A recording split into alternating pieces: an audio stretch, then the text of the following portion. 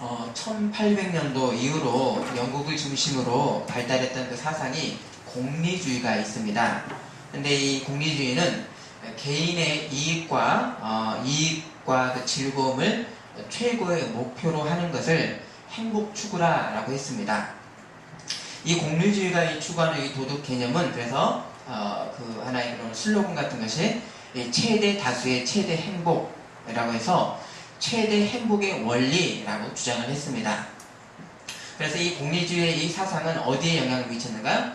지금 우리 근대, 그러니까 지금 이 근대 사회, 그러니까 뭐 산업혁명이라는 그 즈음에서 이 근대 사회의 윤리적 기준이 되었고, 지금은 이제 이 공리주의가 이 자본주의의 근간을 이루는 그 철학이 공리주의에서 그런 많은 도움을 받고 있습니다. 이런 이 공리주의와 이름을 같이 하는 사람이 바로 벤담과 또 존 스튜어트 밀 같은 어떤 그런 인물이 있습니다. 개인의 이익과 이 쾌락을 추구하는 것을 행복이라고 하지만 그런 공리주의에 대한 그런 공정한 어떤 비평은 그러면 개인의 행복 추구와 최대 다수의 최대 행복이 일치하지 않는다라고 하는 현실에 대한 비평이 있습니다. 그러면 나 개인의 이익의 추구와 최대 다수의 최대 행복, 이것이 사실 맞지 않죠. 이 괴리가 나타나는데요. 나타나는 현실이 지금 어떻게 나타납니까? 지금의 이 사회 가운데 있는 극심한 양극화 현상입니다. 대부분의 가난한 사람들이 있고요. 그리고 많이 가진 사람 상위 20%와 나머지 80%의 소득 격차가 얼마나 나는가? 그러니까 이걸 통계로 내보니까요. 전 세계 경제의 94%를 상위 20%가 가지고 있습니다. 나머지 6%를 80%가 나눠 갖고 있는 겁니다.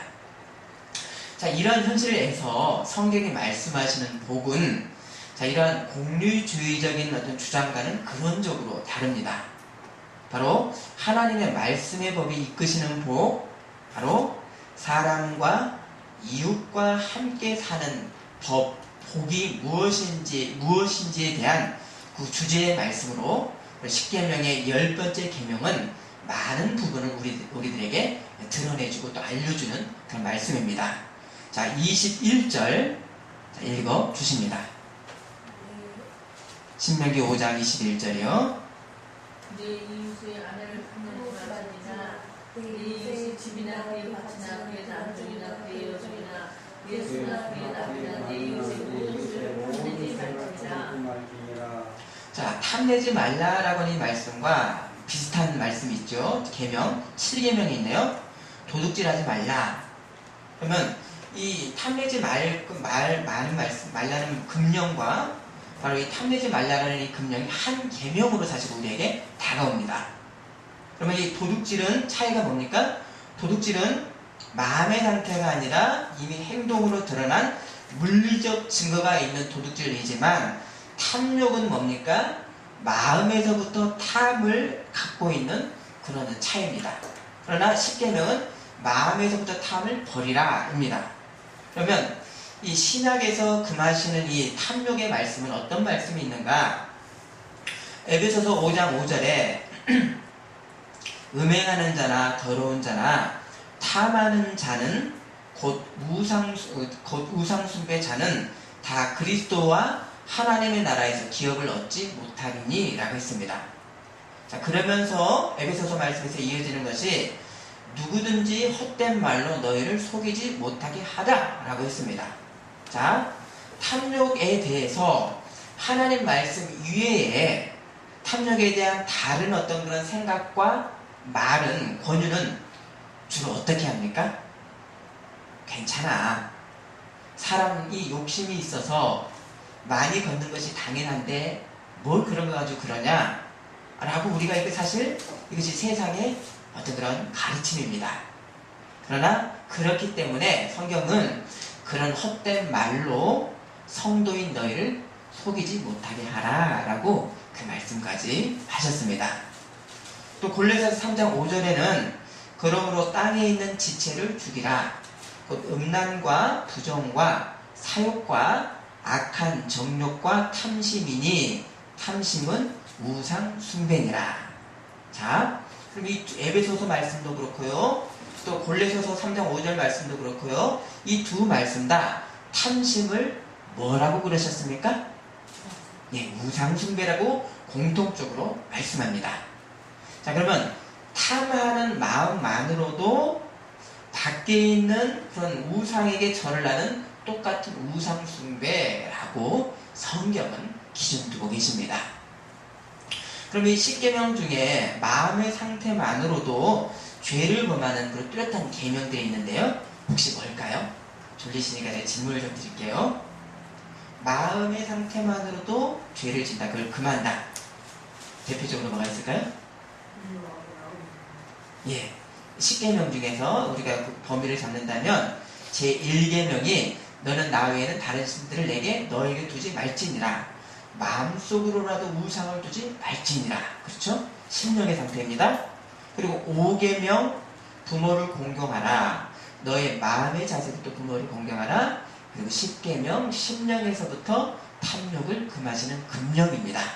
물론 다른 7가지 계명들도 마음속에서부터의 금하시는 그런 계명입니다. 그러면 마음속에 있는 그 탐심이 어떻게 발전해 나가겠습니까?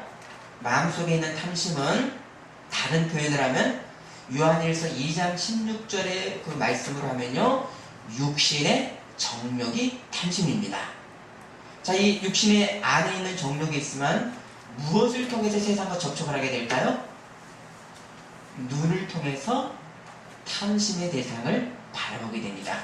그 다음에 이어지는 말씀이 안목의 정욕입니다. 눈의 정욕입니다. 눈은 욕망의 상징입니다. 그리고 그 다음에 이생의 자랑은, 이 땅에서만의 자랑은 하나님께로부터 온 것이 아니니라. 요한일서 2장 16절입니다. 자, 창세기 3장 6절에 첫 조상이 사단의 이야기를 듣고 난 후에 이 하와가 이 선악과를 보니까 선악과가 어떻게 보였다고 했습니까? 여자가 나무를 본즉 먹음직도 하고 보암직도 하고 지혜롭게 할 만큼 탐스럽게도 한 나무인지라 라고 그랬습니다. 자, 마음속에 사단의 유혹이 있었습니다. 육신의 정욕에 이미 넘어갔습니다. 그리고 난 다음에 하나님께서 금하신 선악과, 외부에 있는 선악과를 안목의 정욕으로 보니까 보암직도 하고 먹음직도 해서 그것을 안 먹으면 죽을 것 같은 마음의 탐욕의 상태가, 그렇게 안목의 정욕으로 그렇게 이제 들어왔습니다. 그래서 이 선악과는 욕망과 꼭 먹어야 되는 욕망과 욕정의 대상으로 변했습니다. 자, 우리가 탐심을 가질 경우에는 마음의 죄로만으로 끝나지 않는 것이, 성경 예를 들어서요, 다윗이 충신 우리아의 아내를 육정의 눈으로 보는 것으로 끝나지가 않았습니다. 어디로 이어졌죠? 밧세바를 어떻게 했죠?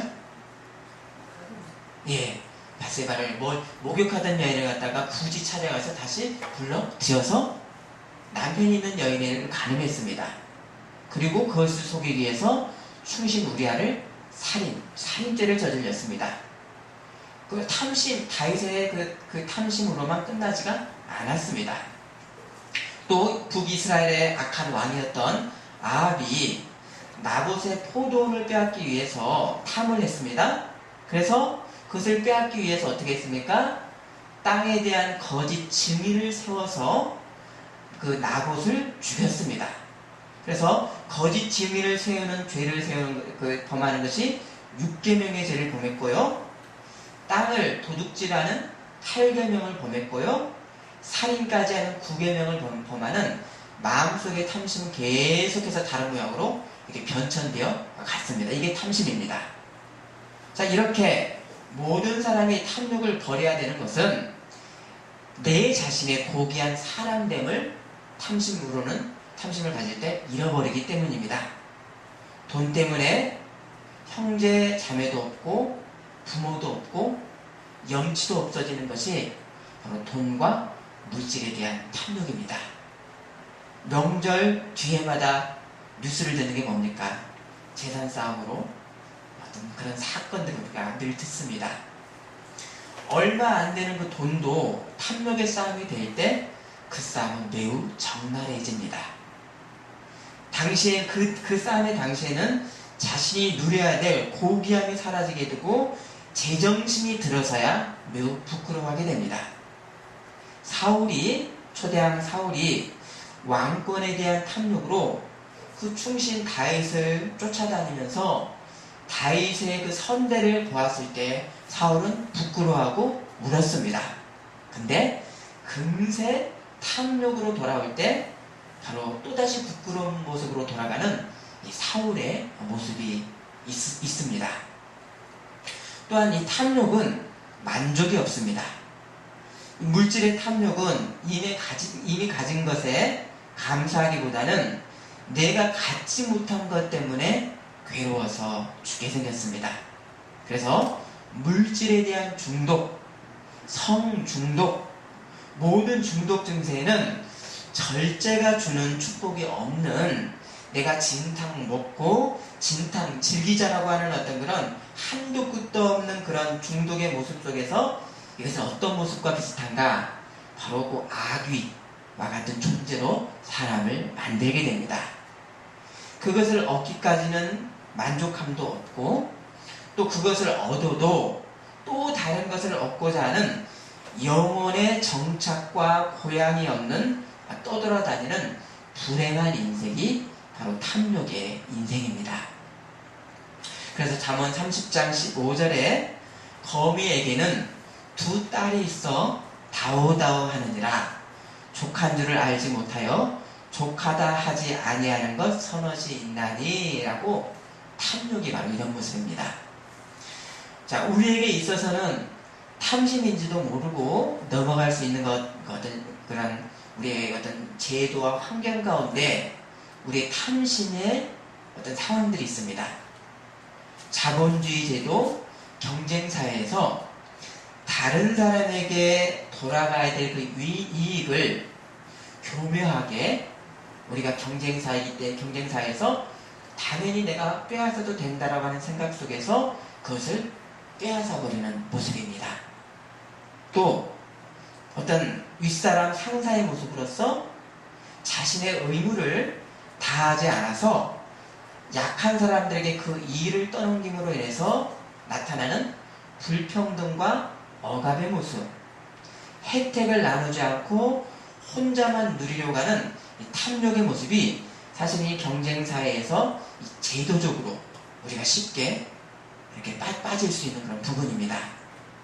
그럼 이 탐심이 결국 발전을 해서 무엇으로 이어집니까? 살인 6계명으로도 범하게 되고, 간음 7계명으로도 이어지게 되고, 도둑질 8계명, 거짓 증거 9계명까지도 탐심을 계속해서 하나님의 금하시는 이 법들을 범하는 죄로 이어집니다. 이 10계명이 전체의 말씀은 세상이 건강하게 유지하는 데 있어서 최소한의 한계의 설정을 하나님께서 지어주신 것입니다. 그래서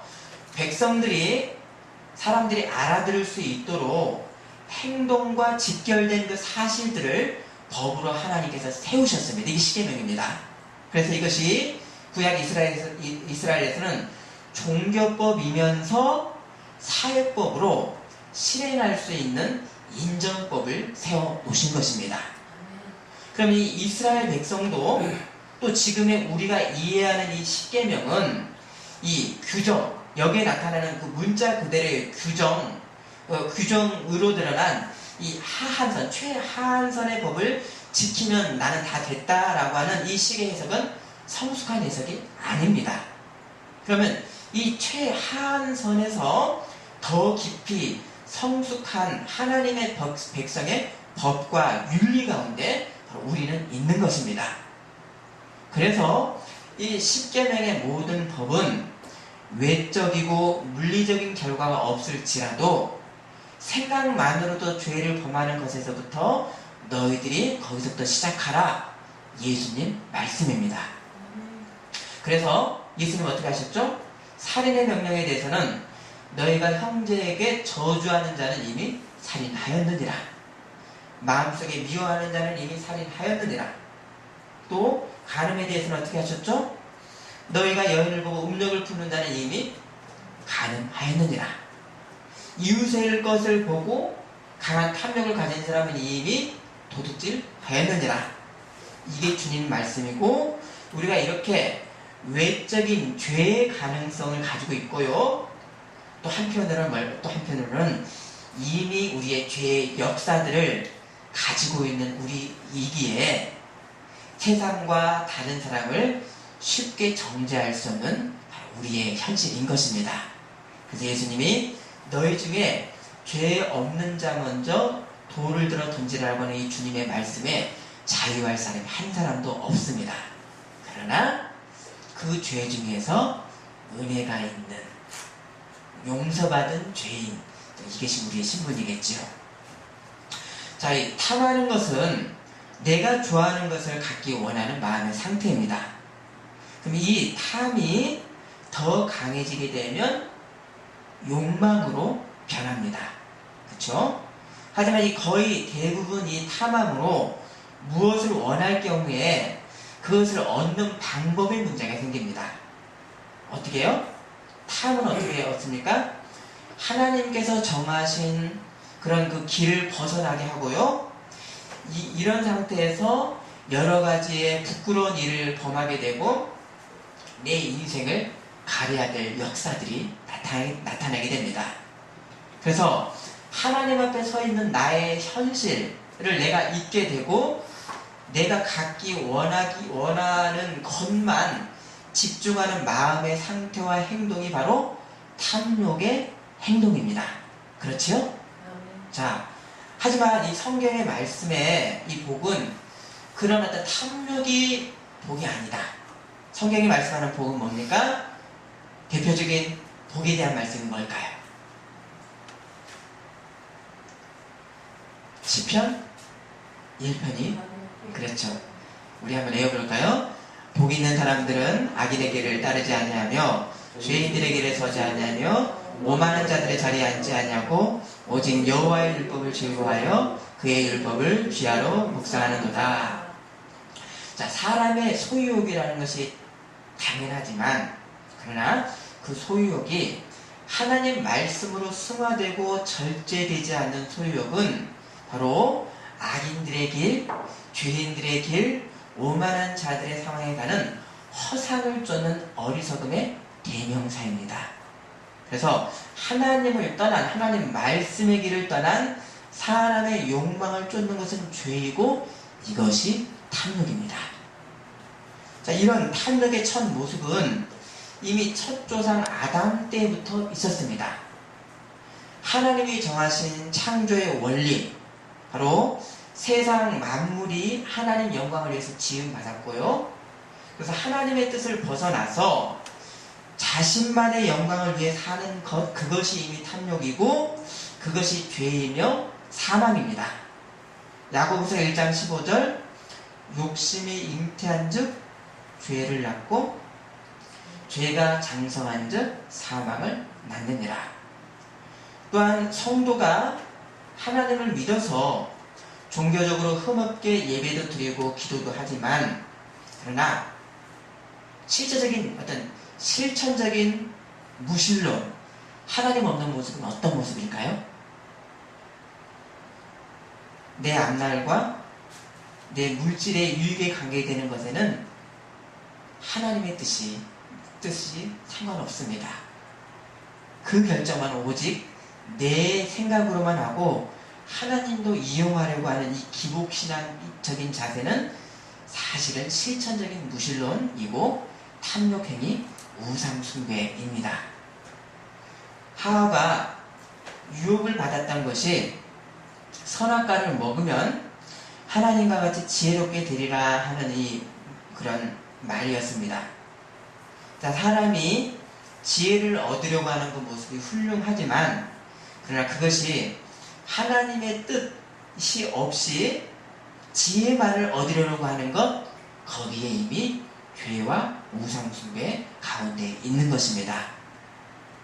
하나님 없어도 나 홀로 세운 이상과 기준, 세상에 도움이 될 일을 해서 가치 있는 삶을 살겠다, 그런 사람들이 있습니다.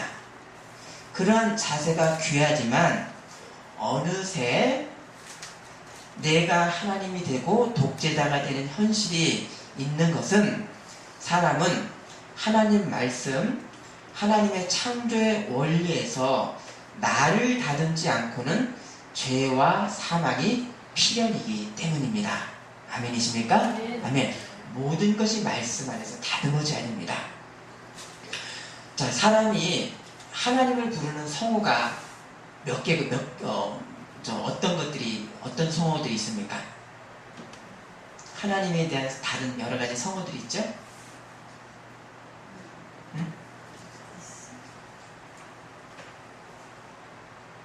제일 처음에 구약시대에 여호와 하나님, 그 다음에 또 엘로힘, 주권, 지존자라는 뜻의 엘로힘 있고요.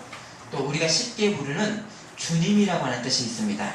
주님, 주님.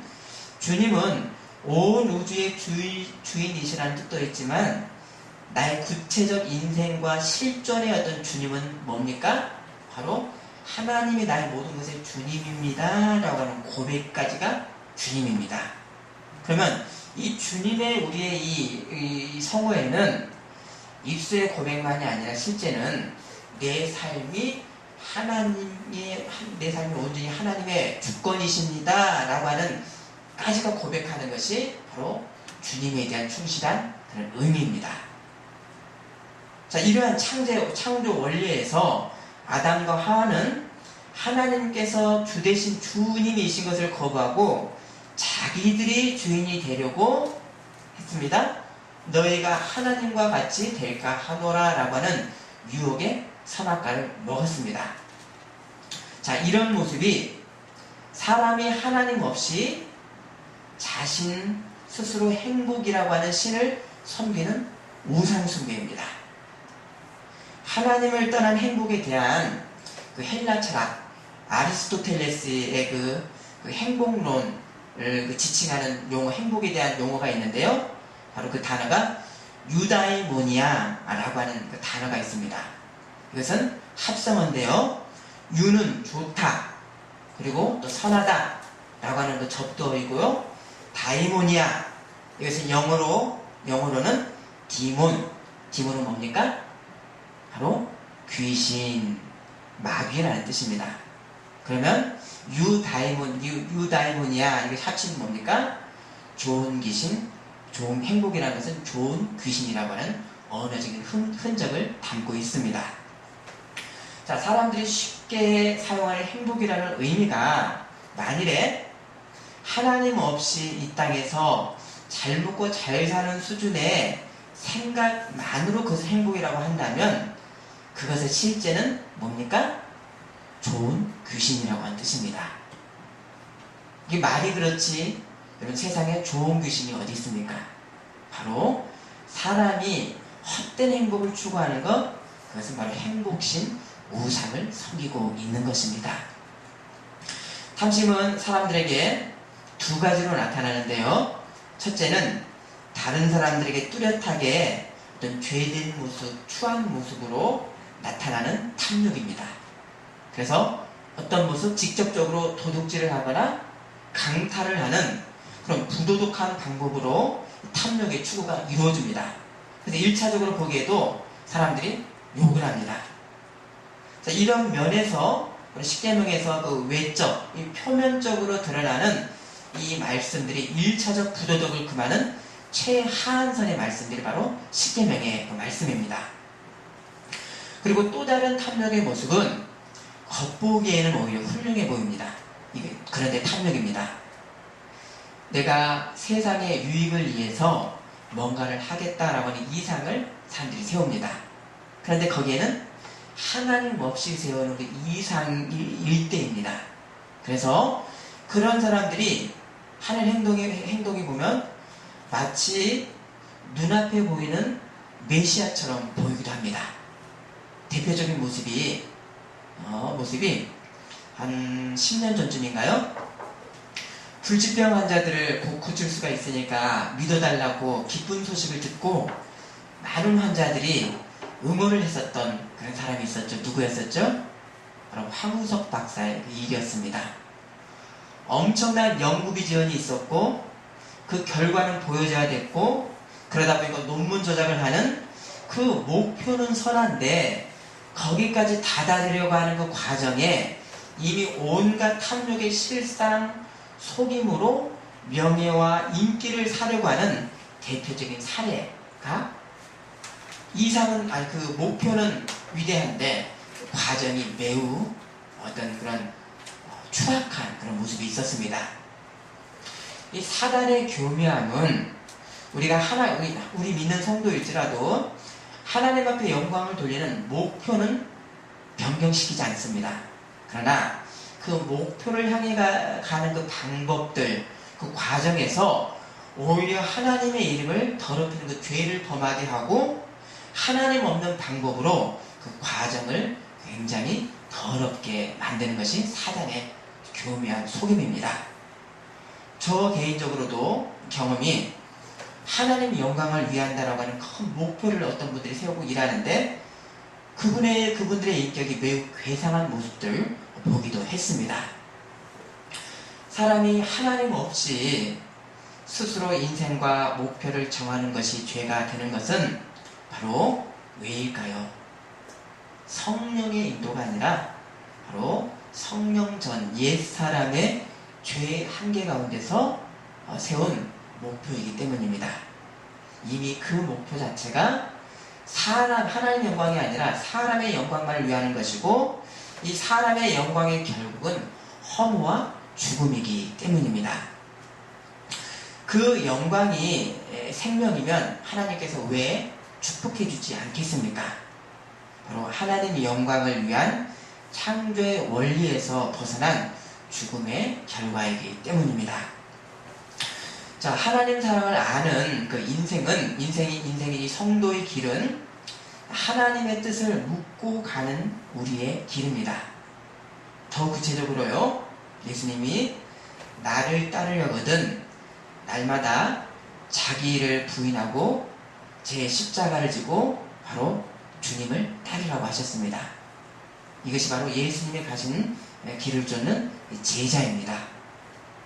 그럼 이 제자도의 이 구체성은 더 구체적인 모습은 무엇일까요? 바로 예수님 바리새인들에게 이렇게 정죄를 받을 때마다 하셨던 말씀, 나는 아버지의 뜻을 행하러 이곳에 오셨다라고 하신 예수님이 보이신 길입니다. 내 인생의 주님이신 하나님의 주권을 나의 구체적 결정과 행보 가운데서 드리는 이 본분이 이 하나님을 구체적으로 하나님께 영광 돌리는 우리의 모습입니다. 그러면 구체적으로 내가 부인해야 될 나의 자아의 모습은 어떤 모습입니까? 어떤 뜻과 계획에 하나님 영광을 위한 계획인지, 혹 좋은 귀신, 거짓 행복을 쫓는 우상 숭배에 탐욕을 쫓는 것은 아닌지에 대한 정직하게 우리 자신을 보는 눈이 있어야 되겠습니다. 모든 것이 완벽했던 에덴 동산에서마저도 사람에게 내리셨던 하나님의 금령이 있었습니다. 그게 뭐였죠? 예? 선악과를 먹지 말라. 그러면 왜 선악과를 두셔서 사람에게 자유의지를 주셔서 지금 우리가 죄의 후손으로 살게 하고 있을까 싶습니다.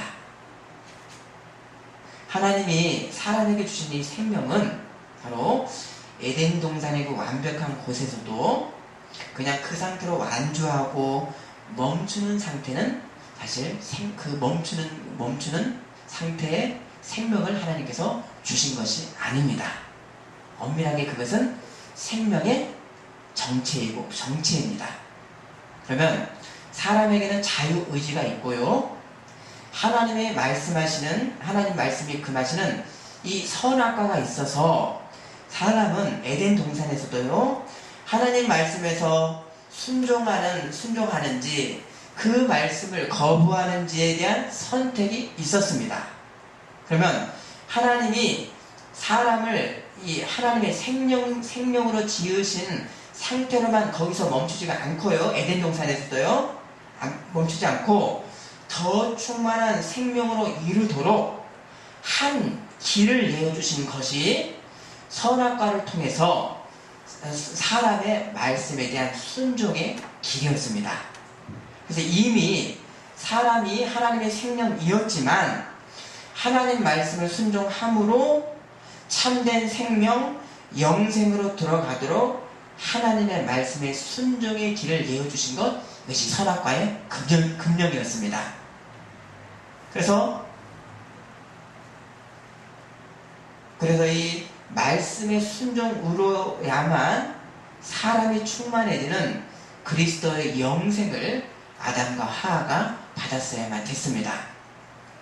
하지만 이 사람은 그 생명길에서 하나님을 독선적인 하나님으로만 생각했습니다.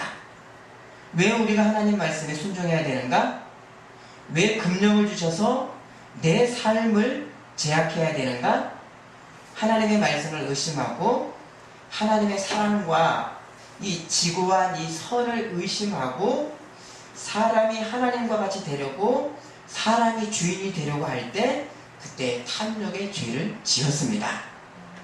이 첫 조상 이들이 범했던 이 죄의 이 과정들이 사실은 모든 사람들이 하나님을 거부하고 스스로 주인 되려고 하고 할 때 범하는 구체적 죄된 인생들의 어떤 그런 실상의 모습입니다.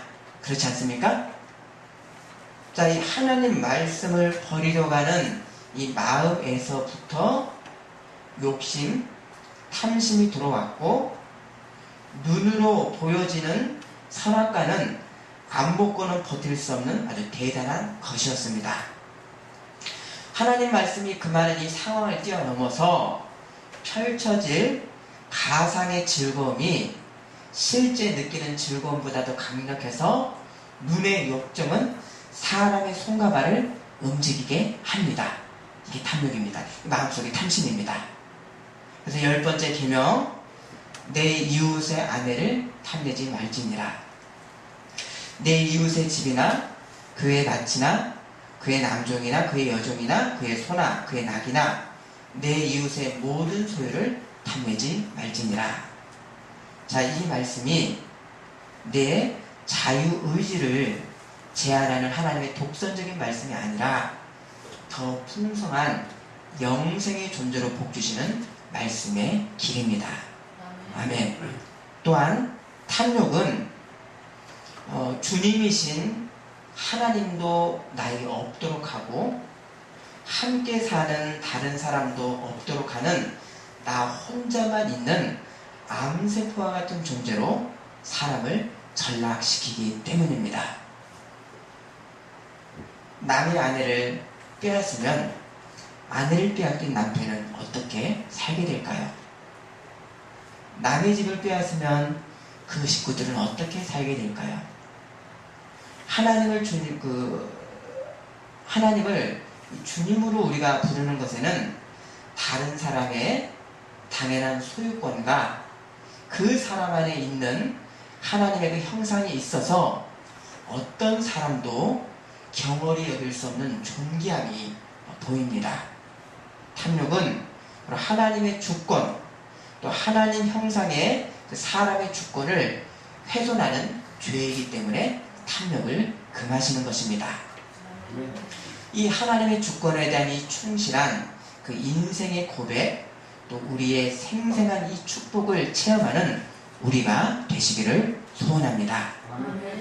빌립보서 4장 11절에서 12절, 내가 궁핍함으로 말하는 것이 아니니라. 어떠한 형편이든지 나는 자족하기를 배웠느니 나는 비천에 처할 줄도 알고 풍부에 처할 줄도 알아. 모든 일 곧 배부름과 배고픔과 풍부와 궁핍에도 처할 줄 아는 일체의 비결을 배웠노라. 하나님으로의 부요함이 근원적인 복이기에 여기서부터 우리에게 아주 현실적으로 다가오는 이 탐욕의 유혹을 하나님 안에서 잘 다스리는 우리가 되어야 되겠습니다. 아멘. 기도하겠습니다.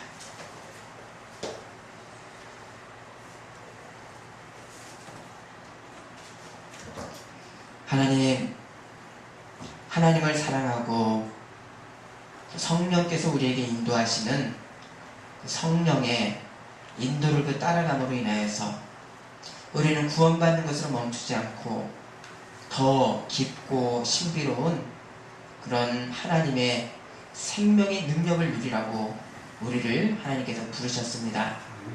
하나님, 탐욕을 금하시는 그 말씀도 우리의 소유욕을 금해서 우리를 올마매이려고 하시는 하나님의 뜻이 아니라 더 자유롭게 더 복되게 하시려고 하는 하나님의 그 귀한 복의 그 길을 인 것을 알아서 그 말씀 속에서 충만한 복을 누리는 우리의 인생 되게 하여 주옵소서. 아멘. 예수님의 이름으로 기도합니다. 아멘. 아멘.